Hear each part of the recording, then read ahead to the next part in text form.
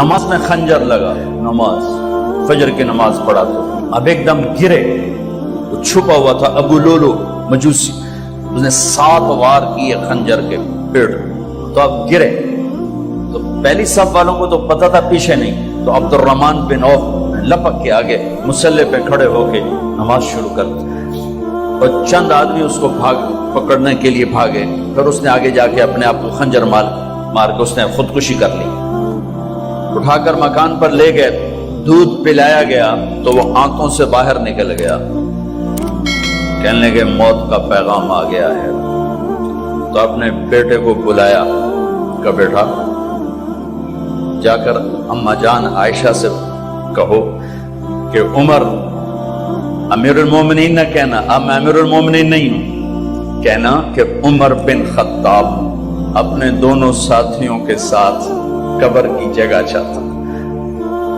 اگر مجھے اجازت مل جائے تو مجھے وہاں دفن کرنا، اگر اجازت نہ ملے تو مجھے عام قبرستان میں دفن کر دینا۔ عبداللہ بن عمر تشریف لے گئے تو اماں عائشہ بیٹھی رو رہی تھی، کہا اماں جان میرا باپ عمر بن خطاب اجازت چاہتا ہے قبر کی اپنے دونوں ساتھیوں کے ساتھ، تو حضرت عائشہ رضی اللہ تعالیٰ عنہ رونے لگی، پہلے بھی رو رہی تھی، کہا عبداللہ یہ جگہ تو میں نے اپنے لیے رکھی ہوئی تھی کہ میں اپنے خامند اور باپ کے ساتھ میں بھی ایک کونے میں سو جاؤں گی، لیکن اگر عمر کی خواہش ہے تو اس جگہ کا عمر مجھ سے زیادہ حق تھا۔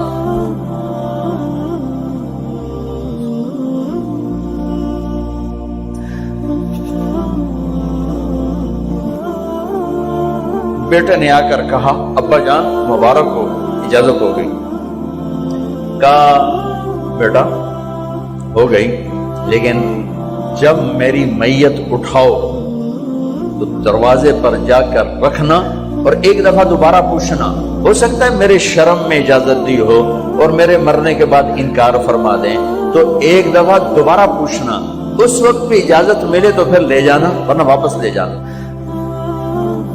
حضرت علی اور حضرت حسن تشریف لائے جس دن انتقال ہو رہا ہے،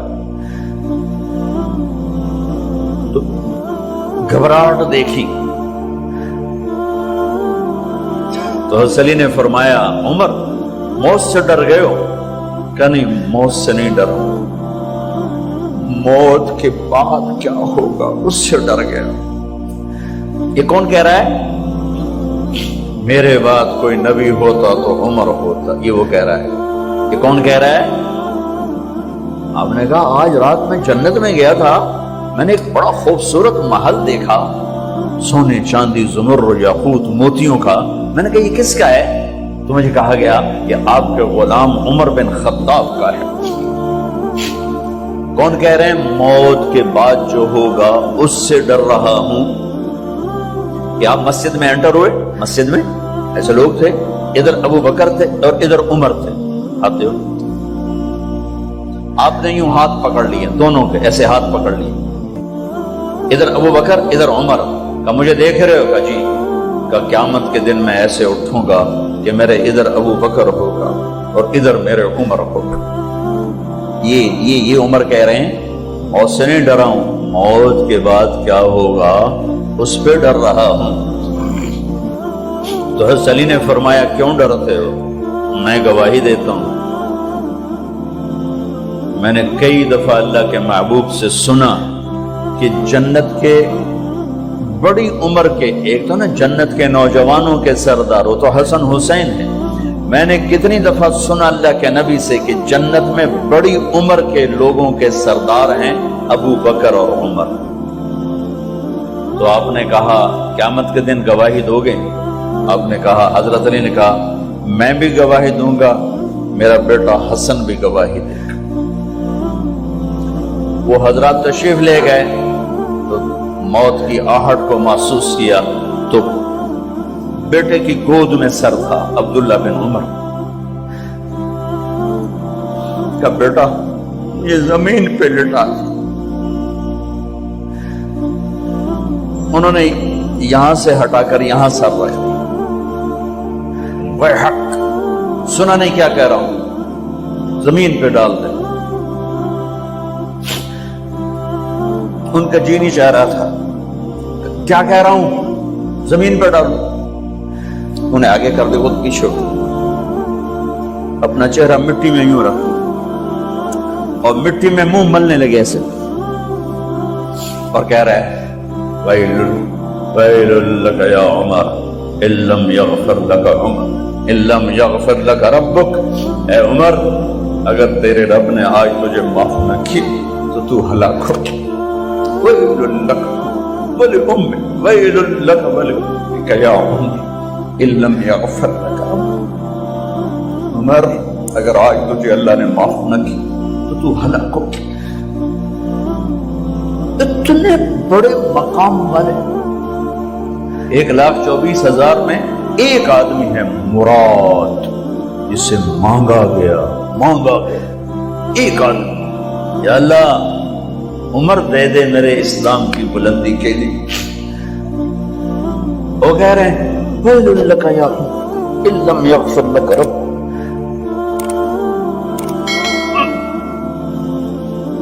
اے عمر، تو برباد ہو گیا اگر تیرے رب نے تجھے معاف نہ کی. یہ کہتے کہتے کہتے کہتے جان نکل گئی. صہیب رضی اللہ عنہ نے آپ نے وصیت فرمائی تھی میرا جنازہ صہیب پڑھائے. رومی جنازہ پڑھایا گیا، کندھوں پہ اٹھایا گیا، اور آ کر اماں جان عائشہ رضی اللہ عنہ کے دروازے پر عبداللہ بن عمر، باقی تو کوئی پتہ نہیں تھا کسی کو، کہے ٹھہر جاؤ، جنازہ یہاں رکھ دو. پھر آگے بڑھے، دستک دی. اماں جان، میرا باپ عمر بن خطاب دروازے پہ پہنچ چکا ہے، اندر آنے کی اجازت ہے. تو اماں جان عائشہ نے فرمایا مرحبا بعمر. ہم عمر کو خوش آمدید کہتے اور باہر تشریف لے گئی. وہیں حجرہ مبارک میں قبر کھودی گئی. تو عبداللہ بن عباس فرماتے ہیں کہ میرے کندھے پر کسی نے ہاتھ رکھا تو میں نے یوں پیچھے مڑ کے دیکھا تو جناب امام المتقین حضرت علی کھڑے ہوئے رو رہے تھے اور فرما رہے تھے عمر، مجھے پتا تھا تیرے سوا یہاں کوئی نہیں آ سکتا. مجھے پتا تھا یہاں تو ہی آئے گا اور کوئی نہیں آ سکتا، چونکہ میں نے ہزاروں دفعہ سنا خرجت انا و ابو بکر و عمر دخلت انا و ابو بکر و عمر. میں نے ہزاروں دفعہ اپنے نبی کی زبان سے سنا میں اور ابو بکر عمر گئے تھے، میں اور ابو بکر عمر آئے تھے، میں اور ابو بکر عمر اندر گئے تھے، میں اور ابو بکر عمر باہر گئے تھے.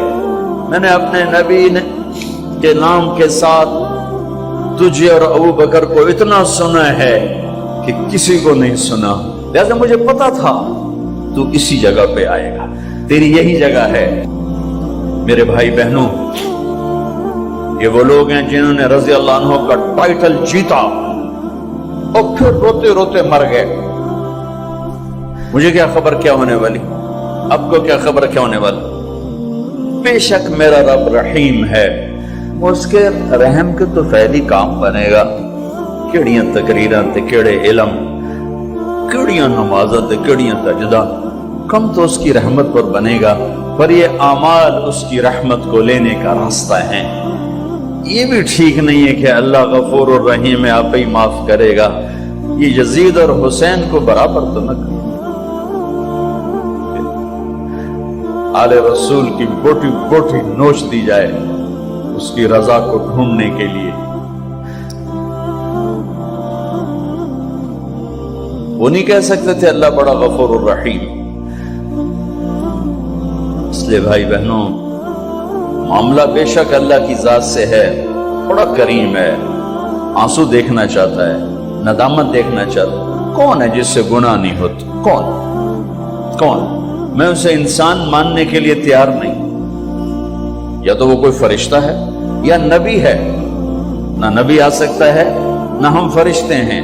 وہ انسان ہی نہیں جس سے خطا نہ ہو. لہذا میں اپنے رب کی قدرت پہ قربان جاؤں، رحمت پہ قربان جاؤں کہ اس نے توبہ کے لیے نہ عمر کی قید نہ عدد کی قید. ابھی تو 60 سال کا ہو گیا ہے، 70 سال کا ہو گیا، اب تیری کوئی توبہ نہیں، آخری سانس میں آ جا قبول ہے. ابھی تیری 100 دفعہ ٹوٹ چکی ہے توبہ، اب 101 دفعہ قبول نہیں، 1 کروڑ دفعہ توڑ کے آ جا قبول ہے.